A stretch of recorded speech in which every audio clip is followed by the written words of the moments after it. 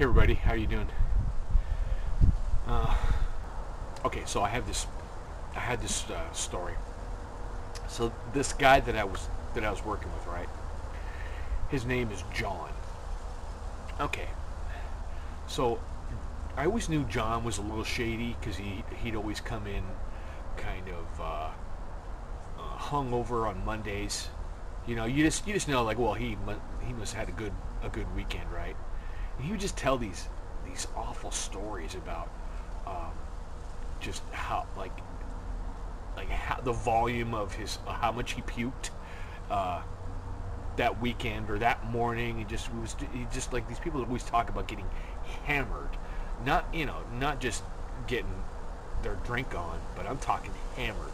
And people like that, my warning lights always go off. Because it's chaos, right? It's like if you drink to get hammered, you have other issues. If that's your sole purpose, is to get hammered. So anyway, so we're working on this job and putting in burglar alarms. That's what I do for a living, right? Well, in addition to that, we do home theater systems and Wi-Fi and telephones and the whole 9 yards as far as low voltage electronics.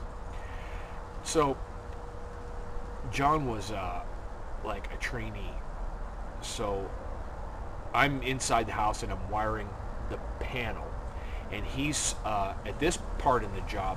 We had done the security system, fire and smoke and all that, and we were doing the entertainment center part of it and doing speaker placement and running the wire for that. And this customer had custom ordered this wire. It wasn't even ours. He didn't even order it through us. But he paid just out the ass for this super high quality. I don't want to give them a commercial because I think that their product's overrated, but it was very, very high quality speaker wire. And if I was to tell you the name, you would recognize it. But anyway, so when I did the walkthrough with him, as far as like final speaker placement and where he wanted his master bedroom keypad and all those details, right? When you're doing a house, he made it very clear to me that he knew how much wire was on that spool, which hadn't been opened yet, and he was going to measure it afterwards, and he didn't want any of it to go missing. And I'm like, well, no, I'll account for every foot of it. It's the customer's wire, and the customer's always right. And it's one of those things where it's the customer, you have to kiss their ass. And he's telling me not to steal his wire. I got you. I hear you loud and clear. Message received, right? So John wasn't in for this. John was like a last minute replacement. I had done most of it with my normal partner, Ron. So anyway, I measure out this cable for the speaker runs, and this is before the drywall has gone up, and so we have like naked studs inside the house, right? It's all open framing, and it's right after we usually get there for this part of the installation right after the insulators have got there, and they put the paint corning insulation in the walls, and they tack it up. It's you've seen it in the big rolls. So John looks at this speaker cable, and he's like, wow, that's a nice speaker cable.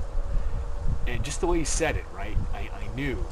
I said, yeah, and the customer has told me that I have to account for every foot of that. So, we've got some great speaker wire back at the shop. It's free if you want it, but don't mess with this stuff because this is like,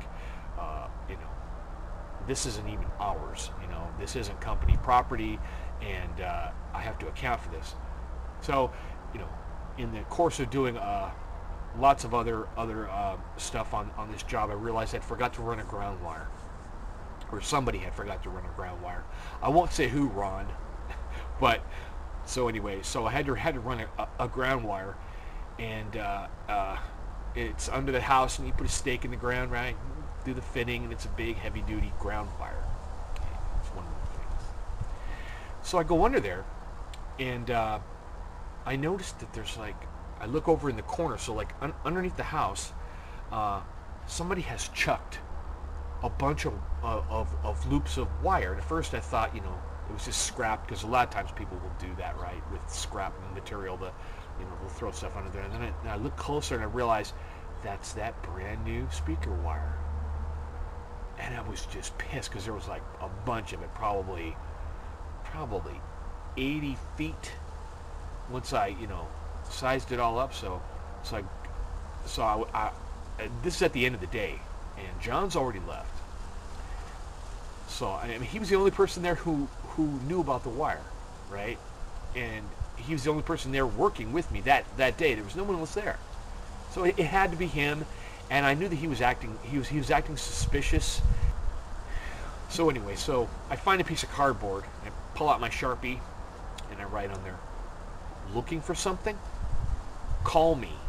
And I put my phone number down there, and I put it over underneath the house where the wire was at, knowing that his plan was he was going to cut himself all this primo speaker wire, and so I put the sign under there. And so later on that night, I get a call from him saying, "Oh, hey, I hope there's not a misunderstanding about that speaker wire." And I said, "Well, there isn't now, John. I mean, now I know who it was who stole it, right?" So anyway, I'd gotten the wire back, and yeah, it had been cut, but it could always be soldered and spliced, and I wasn't going to tell the boss about it, but he ends up jumping the gun. He calls my boss, and he apologizes all over the place, and he gets himself fired over this because I guess he had been in trouble for other things. And so anyway, you always feel bad when that happens because young guys are kind of stupid. They do stupid things sometimes, and I've been there, and I feel bad about it. But what are you going to do? I mean, people make their own mistakes. And so anyway, John, I didn't get you fired.